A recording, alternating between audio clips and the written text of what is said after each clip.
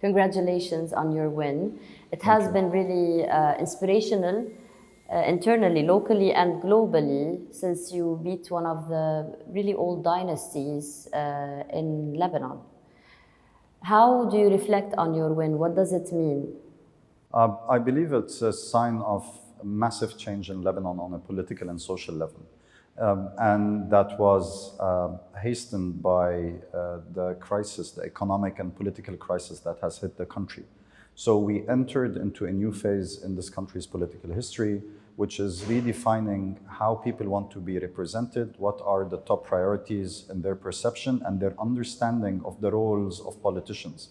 Today, people want representatives, not feudal leaders. And that is exactly how they voted across all the country for new faces in massive numbers. We did not win seats, we actually won tens of thousands and hundreds of thousands of votes all across Lebanon.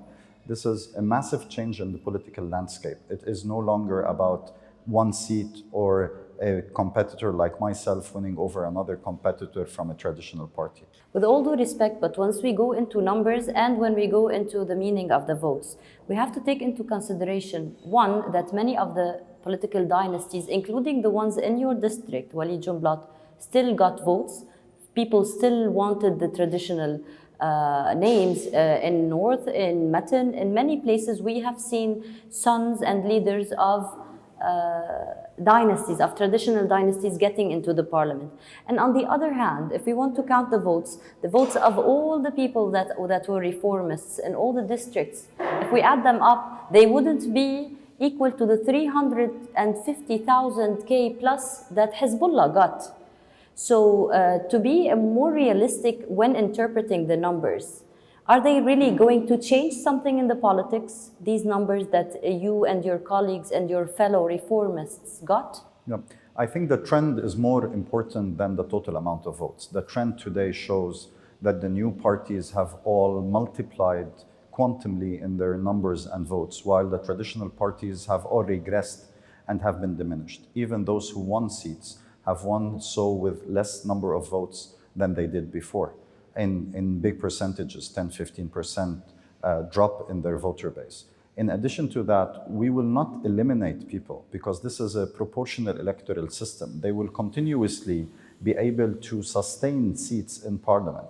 But the difference is now we have blocks of candidates from various sects, from various regions, who are capable of forming a national movement, which is a systematic threat to political parties that have their bases only on regional or sectarian bases. And I think this is the challenge that they cannot match.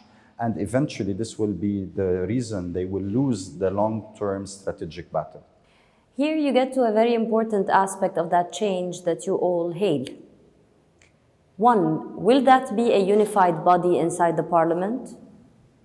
I believe that is an item that will happen. How big will that unified body be? I'm not sure, because we have to agree on a program and a platform. And I think given the challenges, all the details are critical. I'll add on top of that, we have major milestones in reconstituting the executive branch of government, which is formation of a government, elections of a president, in addition to a lot of projects that have to be passed through government, including a budget, including an agreement with the IMF, capital controls, banking secrecy. So there's a long to-do list that we need to deal with. And I think having a bloc is a necessity to get what we believe is in the favor of the Lebanese people. Here we come to the very crucial and important and logical question then. Even if you had that bloc, given the Doha Accord, the Ta'if pact, the sectarian pact that is in the country, even if you had that bloc and even if all the reformists were in one unified bloc, do you think you really can change? The Speaker of the House will always be a Shiite. The parliament session would not be held if not everyone is included. Do you really think that you can do the change given the system that we are witnessing in Lebanon? In the long term, the answer is yes. In the short term, we will have challenges. But I think it's not only about votes in parliament. It's also about mobilization of political forces across the country. We're talking about syndicates, student unions, associations, trade associations. There's a lot of stakeholders that will be involved in the decision making and in setting the political agenda in the country. And I believe the results of this election is basically a clear-cut decision that it is no longer a monopoly of a few feudal leaders or militias from the civil war that can decide on behalf of the entire country. Given the changes and the stakeholders that you are speaking about, when we go into the practical, logical next steps, can you do a change in the coming session? Will your restraint from vote change the fact that Nabih Berri will come into politics inside the parliament? How would you vote? Would you form alliances with other bodies that are anti-Hezbollah, or would you be independent? What are the prospects of the future parliamentary action that you would take? Yeah. I think there are three levels to that answer. First, we need to create a solid bloc that we can work with on a comprehensive agenda and a long-term agenda. People we share principles with, people we share perspectives with. And I think as Taqaddum, we have 2 members of parliament now, and we have very good allies who are close, and we'll be working with them. That is the first part. The second part is we need to reach out and build working relationships through agreements on particular legislation pieces with parties who are within the opposition, who are not change groups, who are in actual opposition positions, will not be part of government, that we are capable of working with to push forward and get enough votes to push forward the agenda that we are proposing. Third is there needs to be a national debate, even with those we're competing with or who have different perspectives, and that national debate will not only be done in parliament, it will be done in the media and the street, it will be done through organizations and institutions. So I think we need to get those numbers and to get results, to have a solid bloc for strategic work. For tactical work, we need allies, and then we need to face off with opposing views. Have you decided whether to ally with the Lebanese forces or not yet? Because it seems that they are the second biggest bloc. Yes, I believe they have a different agenda than the one we're approaching, because they still treat the system as sectarian silos, and their alliances throughout the elections have been a reflection of that. Depends on what items on the agenda we might meet with them or others. It's the same for us, but to build a working relationship or an alliance requires a lot more that I don't see the Lebanese forces have what it takes to convince us, or for us to convince them that we can build a working relationship. Right now, in the word around the street in Lebanon, that Saad al-Hariri has saluted your movement. Sulaiman Frangieh, as we speak, has saluted your movement. Many traditional figures have saluted the emerging of new faces, and they've called it new blood into the Lebanese politics. And they really said that this means that people want to change. Will you be open to debates and national debates in terms of these traditional politicians that also got thousands of votes one way or another? Even Saad al-Hariri has been residing and taking a step back from political life, but he's still present, and some numbers reflected that, some numbers of boycott. Would we see these reformist figures, your so-called coming bloc, sit down with traditional leaders and talk about politics, or will you be radically anti the system? I believe we need to respect what people voted for. They gave them legitimacy, they gave us legitimacy. But I think that discussion, that national debate, should only happen within the fair institutions of government, which is basically the parliament. We will do those debates in a transparent way in front of the Lebanese public. They will be registered, and we will be debating there. We do not want to have side deals. We will not be discussing with anyone outside of the institutions to create agreements that are imposed on the institutions. We need the institutions to be fully functional, and those institutions are the only means for us to regain a working state that has been dysfunctional because of their practices. And I think their salutations to us is only to counter the threat of the movement that is ongoing since 2019, even before, that is now winning seats. And in 1 year, there are municipal elections, and the threat of them losing major cities is also growing. And I believe that is why they're saluting us, to try and see if they can stop the aggressive growth of our support. Let's speak a little bit about Hezbollah. You have been very vocal for years in every convention, in every participation, in every media presence, and press release, whether as a person or a party, against Hezbollah. But regardless of the title that is going around the country or even the global news, Hezbollah, anti-Hezbollah, some statistics companies did ask the Lebanese people 1 month before the elections about their priorities. And the priority was not Hezbollah's arms based on these studies. The priority was food, bread, future, fuel, dollar rate.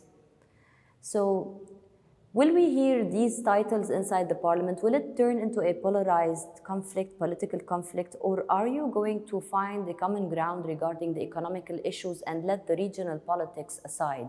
Are you really entering the parliament in a battle with Hezbollah presence in Lebanon, or will that be aside in your political feud with them? Yeah, we don't have a problem with Hezbollah's presence in Lebanon. We have a problem with Hezbollah's arms that are illegal in Lebanon. They are a political party and they are represented, and they will be debated with and discussed throughout parliament. The issue that we have is that their weapons and their regional foreign policy and their forceful use of violations of the Lebanese sovereignty and Lebanese borders and undermining the state systematically has economic effects. Every poll I've seen for 20 years on elections always highlights socioeconomic issues. But everyone realizes now that the solution for socioeconomic cannot be achieved without a resolution as well, hand in hand, with the problems that we have caused by the weapons of Hezbollah not being within the state or subjected to the decisions of the sovereignty of Lebanon.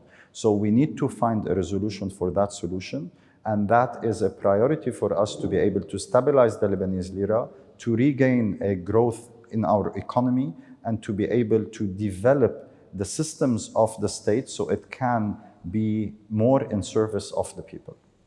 Okay, so a very simple question here. Would you get any assurance for the Lebanese people? I have interviewed people. We have seen people who voted for Hezbollah in the north, in the south, in Bekaa, in Beirut district. These people that were counted as 365,000 voters, most of them regard Hezbollah as a protector against Israeli aggression or as a protector against other dangers like ISIS in Bekaa, for example. Can you give the Lebanese people any kind of assurance in these terms of geopolitics before we regard or we speak about Hezbollah weapons? What is the assurance that you would give people in case of taking these weapons away? I believe it's not only a security issue. Today in the south, Hezbollah was not able to win all the seats.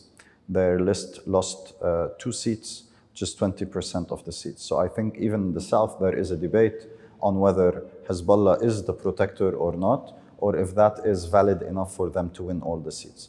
And therefore, I believe the discussion should be about the role of the state, not the existence of the weapons of Hezbollah, because the role of the state in protecting its population is my priority. And to do that, I will focus on helping the Lebanese army and doing a defense strategy which is clear enough for us to be able to defend our state, which does not include or allow for weapons outside the state in the hands of militias with regional alliances that are involved in regional wars. Okay. The Americans are debating with the Iranians. The Saudis are debating with the Iranians in Baghdad, America and Iran in Vienna, and a lot of king changing is happening in the region. Do you think that this is an attainable goal? Yes, because of those conversations in Geneva, in Baghdad, in other places, and given the de-escalation of conflicts in the region that we're seeing, even the Syrian war has calmed down. The situation in Iraq is a political issue, but it is not an open war. Therefore, I see everyone's going towards negotiations and settlements. And I think it is not in anyone's interest to start conflicts. And this is why the weapons of Hezbollah in particular are no longer a useful tool. They're just a bargaining chip And that bargaining chip cannot be at the expense of the Lebanese people. It has to be immediately put into the welfare and benefit of the Lebanese institutions so we can protect Lebanon, not help Iran in its negotiations. I will go back into the domestic politics a little bit. Regardless of these geopolitical issues, what is your plan, in a nutshell, to the Lebanese people for the very urgent economical and social? What is your voice inside the parliament next? What's going to happen? Now we have a problem with fuel, with wheat, with the dollar rate. Everything is rising. It's soaring prices, and just every day we have more and more like soaring prices around the country. What's your plan? The plan is to try and push through a comprehensive resolution or recovery plan, because today the issue is so big and complex. If we don't get a comprehensive plan, we'll not be able to solve it. That includes the 5 requirements of the central bank, which is basically the lifting of banking secrecy, an audit into the central bank and other ministries, and other reforms that are necessary to stabilize the currency.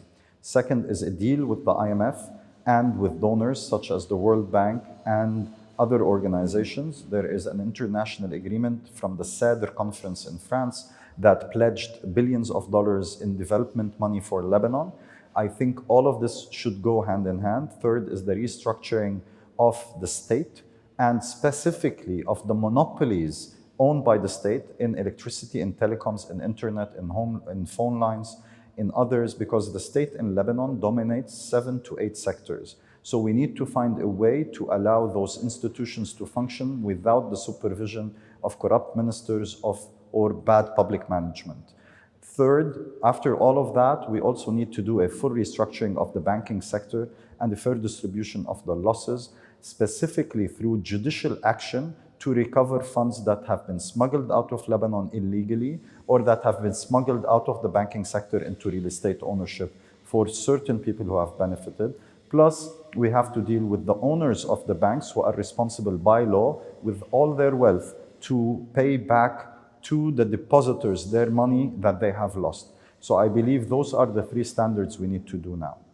I'm going to take you to the other part of the country, what they're saying right now and how they're interpreting the numbers. FPN, the Christian ally for Hezbollah, won around 18 to 22 seats if you're going to consider the Armenian seats or not. Hezbollah does not have the 71 majority, but the Hezbollah coalition has around 62, as they're saying.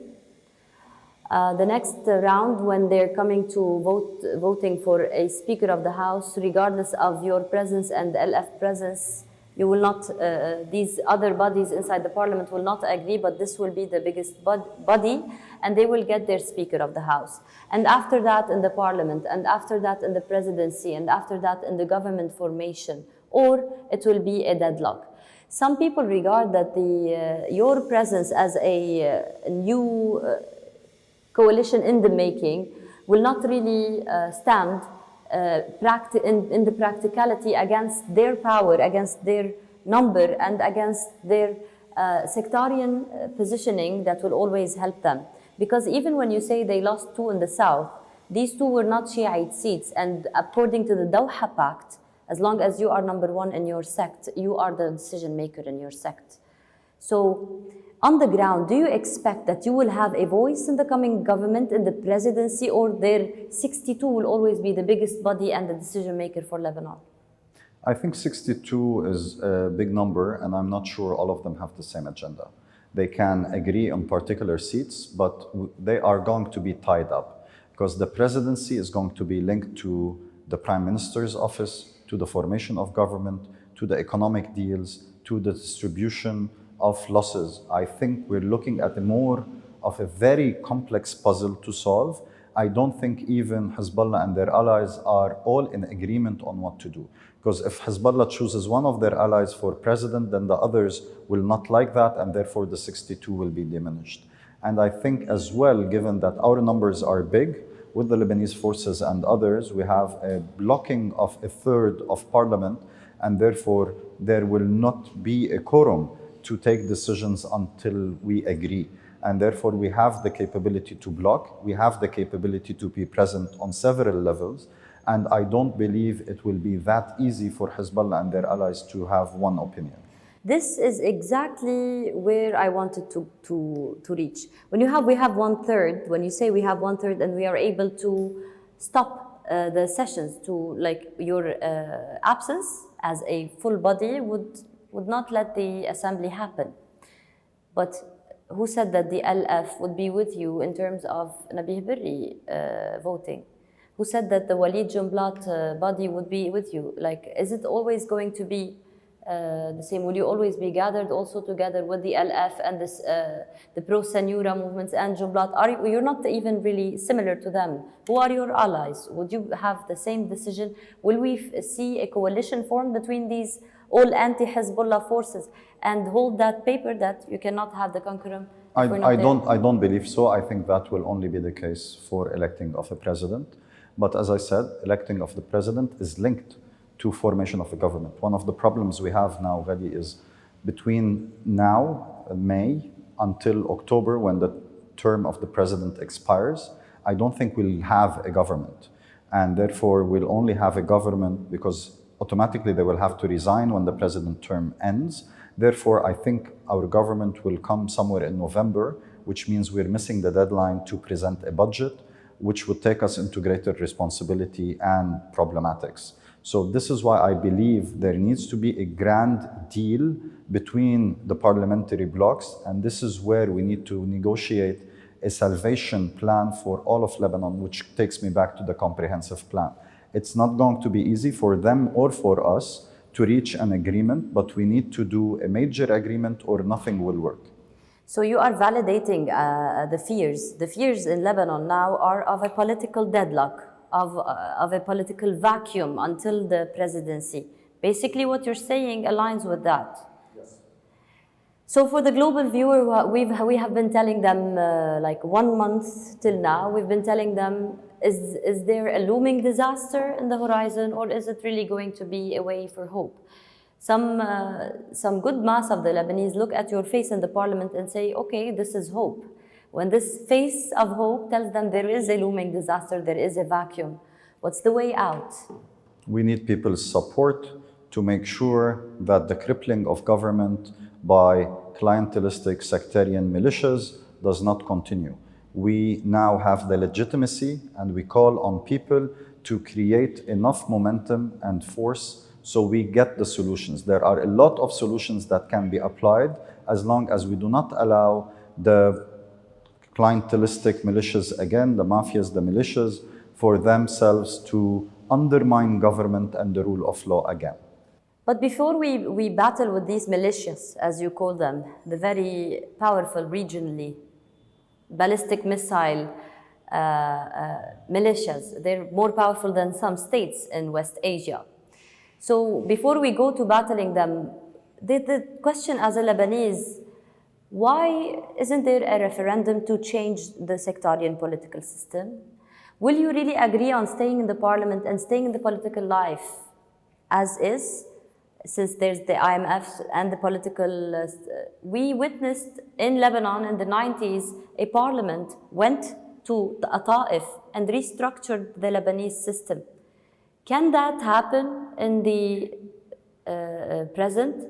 Can we look at a different referendum, changing the shape of state, changing? Because as we speak, there is a member of the parliament who entered the parliament with 79 votes, and there is another candidate who lost with 9,500 votes. This is not a democracy.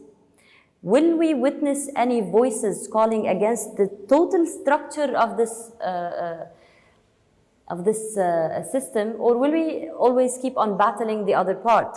I believe, as I started, we are at the end of a political epoch in Lebanon, and we are starting a new phase. The political epoch ended with the end of the civil war, Ta'if agreement, that has been running the country for the past 30 years, and then massacred by the Daou pact that was done back in 2008.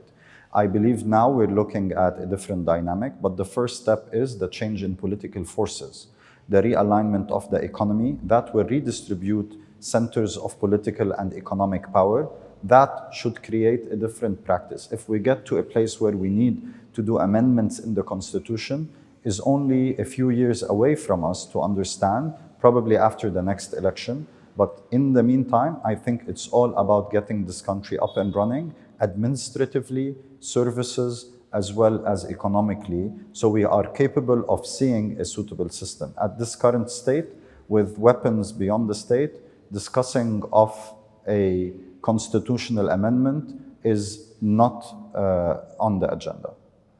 The last question. You have presented yourself for years in your career, in your party, in your press releases, as a closer to the Western idea in Lebanon. You are closer to the American view. You don't speak badly or falsely about the Arab countries. You do about Iran. It is very obvious that you are anti-Iran and pro-US policies in the Middle East. You even said that on one of the American-based televisions in an interview. Today, when you say your view is about a comprehensive plan in Lebanon, and you say we cannot really, they have their legitimacy. Gibran Bassil got his legitimacy back, Hezbollah did, Jumblat did, all of the members of the parliament that re-entered the parliament did get their vote. Are you really telling us now that we might see you as a pro-Western sit down with pro-Iran politicians and talk into a solution? And can you do that? Can you go that far? Would you? We'll do whatever is required to protect our country. Iran is a country that has always been there. We've got thousands of years of relations and history with Iran. Our problem is with the policies of the leadership and their support of illegal weapons in Lebanon.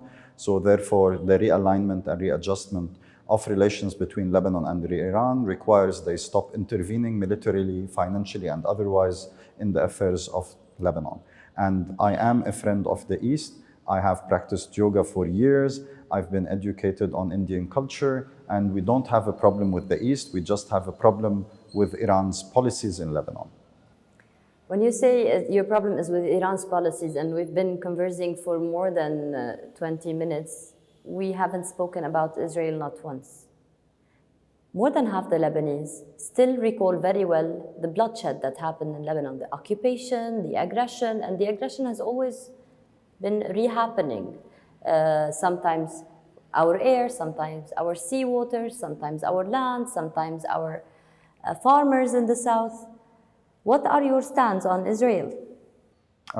First, I think this is an apartheid state, and the execution, the murder of Shireen Abu Akleh, I think was very obvious in what happened in Israel.